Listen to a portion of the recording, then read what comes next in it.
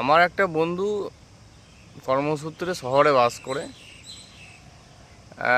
তো সেই শহর বলতে মানে একদম প্রপার শহর নয়, কিছুটা মানে গ্রাম্য পরিবেশও আছে। তো এরকম একটা শহর এবং গ্রাম এরকম একটা মাঝামাঝি জায়গাতে বাস করে, কিন্তু আহ, মানে ওই চারিদিকে হই হুল্লোড়, যানবাহন হাবিজাবি এগুলো কিন্তু খুব কম, মানে খুব শান্ত প্রিয় এলাকাতেই বাস করে। তো সেই বন্ধু আমাকে একদিন ফোন করছে, নিয়ে বলছে যে এরকম আমি একটু সমস্যার মধ্যে আছি। আমি কীরকম সমস্যা বলো? বলছে আর বলিস না, আমার বাড়ির সামনে মোটামুটি প্রায় 100 থেকে 200 মিটার রাস্তা ফ্রন্ট, তারপরে মেন রাস্তা, ঠিক আছে? তো এই রাস্তাতে এই যাওয়ার মাঝে দুই ধারে বাড়ি আছে। তো এবার ওই বাড়ি যারা বসবাস তাদের যে চার চাকাটা মানে একদম রাস্তার মাঝখানে রেখে দিচ্ছে। এবার আমাদের যাওয়া আসা অসুবিধা হচ্ছে। এবার সেটা নিয়ে আমরা বলতে গেলাম, দাদা এরকম করে গাড়িটা এইভাবে রেখেন না, এখানে আমাদের যাওয়া আসা অসুবিধা হচ্ছে। তো যাই হোক, মানে ধোপে টিকলো না, মানে একদম ডাইরেক্ট জবাব যে যা করব ভালো, বেশ যা করেছি বেশ করেছি। হ্যাঁ, এইসব থাকবে, আপনাকে একটু অ্যাডজাস্ট করে যেতে হবে। তো পরবর্তী ক্ষেত্রে সেই বন্ধু ওখানকার যে মেম্বার ছিল, হ্যাঁ, ওখানকার সমস্ত পাড়ায় আরও অনেকেই বলেছিল। তো সবাই মিলে সেই বন্ধুটাকে এটাই বুঝিয়ে গিয়েছিল যে আমরা তো সমাজে বাস করি, আমাদেরকে অনেক কিছু অ্যাডজাস্ট করে চলতে হবে। হ্যাঁ, কিন্তু আমার বন্ধুটা প্রথম মানতে চায়নি যে আমি অ্যাডজাস্ট কেন করব। আপনি একটা বেআইনি কাজ করবেন, আমি কেন অ্যাডজাস্ট করতে যাব? আপনি গাড়িটা এইভাবে কেন রাখবেন? রাখা যায় না, রাখার নিয়ম নাই। তো সবাই মিলে আমার ওই বন্ধুটাকে এটাই বুঝিয়েছে যে আপনি কি মানে পৃথিবীতে বাস করেন না মঙ্গল গ্রহে বাস করেন? পৃথিবীতে বাস করতে গেলে এগুলো মানতে হবে, নাহলে মঙ্গল গ্রহে চলে যান। এরকম একটা আক্রমণ আর কি। তা আমার বন্ধুটা খুব আপসেট হয়ে আমাকে বলল যে যাই হোক, আমি আর বেশি তর্ক বিতর্কে গেলাম না, আমি মেনে নিলাম। সবাই যখন বলছে যে আপনারই দোষ, আপনারই ভুল, ও গাড়ি আপনার বাড়ির সামনে থাকবে, আপনাকেই এদিক ওদিকেও সরে যেতে হবে। আপনার বাড়ির সামনে মানে বাইক ওরা স্ট্যান্ড করে রাখবে, কোনো মানে কিছু বলা যাবে না। তারপর আপনার বাড়ির সামনে মানে প্লাস্টিকও ফেলতে পারে, সেটাও মেনে নিতে হবে। আপনার বাড়ির সামনে কি বলবো, আরও অনেক কিছু করতে পারে, মেনে নিতে হবে। নোংরা ফেলতে পারে, এই ফেলতে পারে, এগুলো মেনে নিতে হবে। এগুলো এটা নাকি মানুষ সামাজিক, মানে মানে আমার ওই বন্ধুটা বলতে চাইছে এটা নাকি সমাজ। তো ব্যাপার হচ্ছে যে দেখুন, আমার যেই বন্ধুটা এই কথাটা বলছে সে কিন্তু খুব আইন মেনে চলে, সে নিয়ম মেনে চলে। মানে আমরা একসঙ্গে ট্রেনে গেলেও বারবার হাত ধোই, তার পকেটে একটা সাবান থাকে, মানে কাগজের টুকরোর মধ্যে সাবানের যে ইগুলো হয়, পেপারগুলো হয়, সেগুলোতে হাত ধুয়ে খায়। খুব ডিসিপ্লিন মাইন্ডেড, ডিসিপ্লিন মেনে চলে। এবং আমিও ওইখান থেকে অনেক ওসব দেখে দেখে অনেক কিছু শিখেছি, এবং পরবর্তী ক্ষেত্রে সেটা খুব উপকারী আছে। তো ব্যাপার হচ্ছে যে এটা তো আমার বন্ধুর গল্প গেল, ঠিক আছে? ওকে ও হয়তো আইনি একটা কথাবার্তা বলতে যে ওকেই আবার আইন শিখিয়ে দিয়েছে, যে সমাজতান্ত্রিক আইন। সমাজে থাকতে গেলে আপনি লোকের উপর অত্যাচার করুন না করুন, আপনার উপর অত্যাচার হলে আপনাকে কিন্তু মেনে নিতে হবে। এটা আমার বন্ধুর ব্যাপার গেল। এবার আমি আমার একটু আমি যেখানে বসবাস করি সেখানে একটু অন্যরকম কেস। মানে আমি বাড়ি করব, কিন্তু আমি ছেড়ে করব না, আমি একদম নিয়েই করব। মানে আমি সেম টু সেম বাড়ি করতে গেলে আপনাকে 3 ফুট মোটামুটি ছাড়তে হবে, তো আমি ছাড়বো না। আমি আবার ওই পাশের যে লোকের জায়গা, সে জায়গাটা যদি ফাঁকা পাই, তাহলে বাস আমি আমার বাথরুম, রান্নাঘরে যত সমস্ত নোংরা জল আমি ওনার জায়গাতেই ফেলবো। মানে নিজের ড্রেনগুলো অন্য জায়গায় আমি ফেলবো না। এসব অনেক কাণ্ড, কি করে অন্য জায়গায় অপর জায়গায় নেব, কি করে যতটা পারবো দখল করে নেব। এই যে আমাদের একটা মানে খারাপ সংস্কৃতি, আমরা এই সংস্কৃতি এই মানে সমাজেই বাস করি।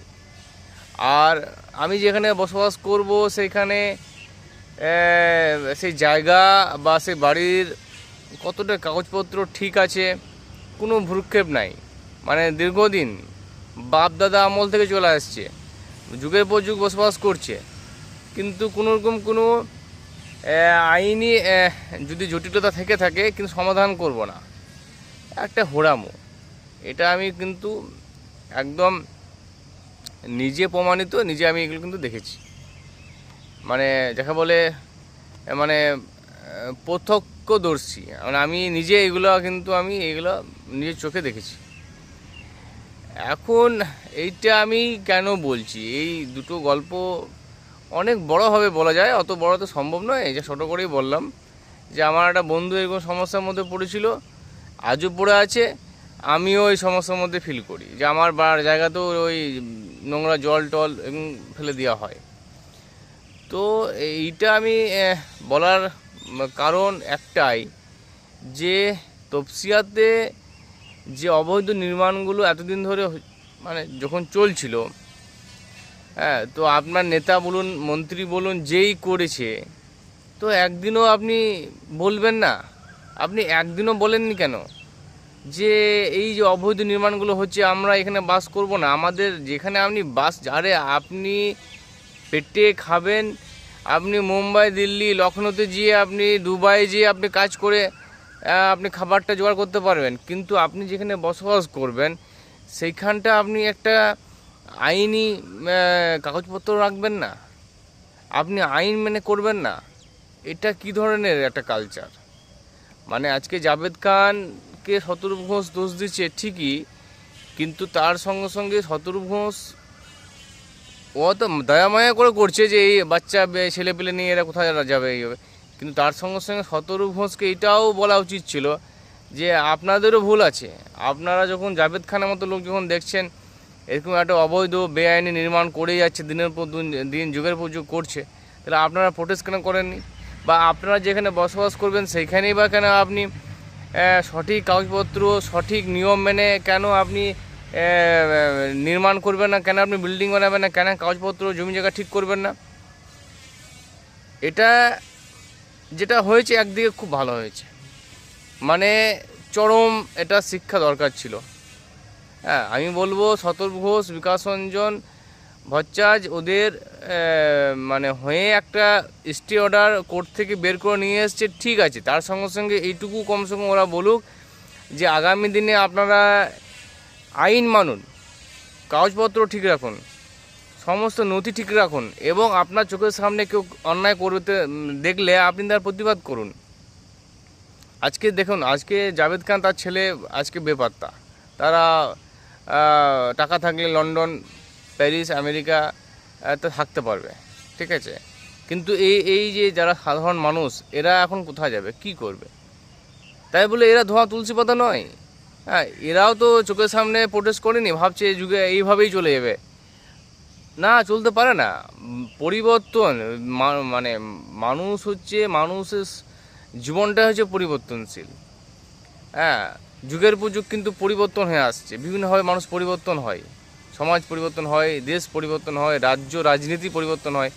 কখন কে কীভাবে আসবে, কীভাবে আপনাকে জটিলতা সৃষ্টি করবে, আপনি তার আগে কিন্তু মানে প্রিপারেশন নিয়ে থাকবেন না যে আমি আমার যেখানে বাস করছি, যেখানে আমি থাকছি, সেখানে সমস্ত কাগজ নথি আমি ঠিকঠাক করে রাখবো। কেন করবেন না?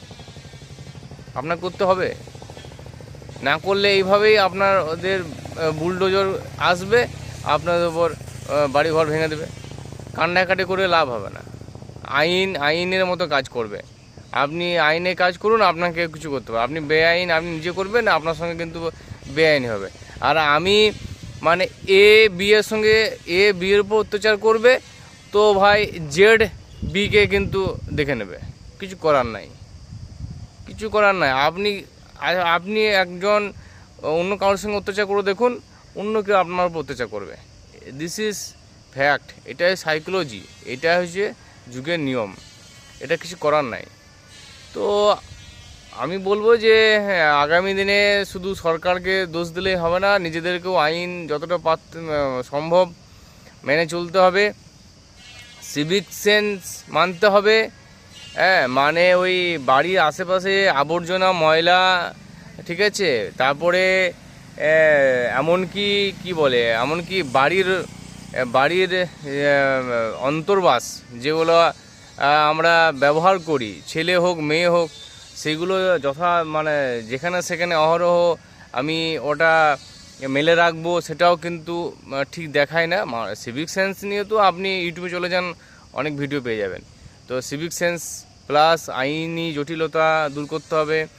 বিভিন্ন ধরনের যতটা সম্ভব আপনি যেখানে বাস করছেন, আপনি যেখানে জায়গা কিনছেন, সমস্ত কিছু আপনি ফ্রেশ রাখুন, মানে একদম পরিষ্কার রাখুন, আর যাতে আপনাকে পরবর্তী ক্ষেত্রে কেউ কোনো আঙুল তুলে কথা বলতে না পারে। আর একটা জিনিস আমি দেখছিলাম যে ওইখানে পার্ক সার্কাসে পুলিশ যখন মারধর করছে, দুদিন আগে দেখছিলাম, তো ওইখানকার কিছু মানুষ বলছে ভাই বিজেপিকে হটাও, বিজেপিকে হটাও, তৃণমূল কোলাও, তৃণমূল কোলাও, এখনও তৃণমূলের মানে জয় জয়গান হচ্ছে। তো মানে শিক্ষা এখনও হয়নি যে এসব মানে বিজেপি আপনাদের উপর কোট আনকোট উপকারী করছে, ঠিক আছে। এইগুলো আপনাদেরকে শিখতে হবে যে ঠিক আছে সাময়িক কষ্ট হচ্ছে, কিন্তু এখান থেকে শিক্ষা নিয়ে আগামী দিনে আপনি যদি পরিষ্কার পরিচ্ছন্ন ফ্রেশ কাগজপত্র আইন মেনে চলেন, বাড়িঘর আইন মেনে করেন, তাহলে কি হবে, আগামী দিনে আপনাদেরই উপকার হবে। সেটা এতদিন তো সিপিআইএম বা টিএমসি আমাদেরকে শেখায়নি যে আইন মানুন। আজকে কমসে কম আইনটা তো মানার একটা কী বল চেষ্টা চলছে, যে না আমাদেরকে এটা এই আইন মানতে হবে, এই আইন মানতে হবে, এর একটা তো চারিদিকে চেষ্টা চলছে। তো আর উনি বলছেন যে তৃণমূল, আরে আপনি তৃণমূলকে আনে বলে তৃণমূল কি চলে আসবে? এই মানে এইটুকু নয়, মানে আমাদের পশ্চিমবঙ্গ রাজ্যটা তো আর সামান্য নয়, শুধু পার্ক সার্কাস আর মিটিয়া ব্রুজ আর তপসিয়া নিয়ে তো আর পশ্চিমবঙ্গ নয় রে ভাই, গোটা পশ্চিমবঙ্গ কত বড়, ঠিক আছে। সেখানে তৃণমূলের কথা আপনি বলছেন, তৃণমূল না, লাভ নেই। পশ্চিমবাংলা মানে পুরো পশ্চিমবঙ্গ, উত্তরবঙ্গ থেকে দক্ষিণবঙ্গ, আমাদের কি বলে, আমাদের সুন্দরবন থেকে আরম্ভ করে 24 পরগনা, পুরো পশ্চিমবঙ্গ যেটা চাইবে সেটাই হবে। এখানে আপনি বললে হবে না কিছু। আর এইভাবে বলে কি হয়েছে, আমাদের উপরই মানুষ বিভিন্নভাবে ফায়দা নিচ্ছে। তো আমার বলা বক্তব্য যে আগামী দিনে আমি হোক, আপনি হোক, যেই হোক, আইনি সমস্ত কিছু যে কাগজপত্র সেগুলো ঠিকঠাক করে রাখাই ভালো। কারণ কখন কীভাবে ঝড় আসবে নিজেদেরকেই ভুগতে হবে।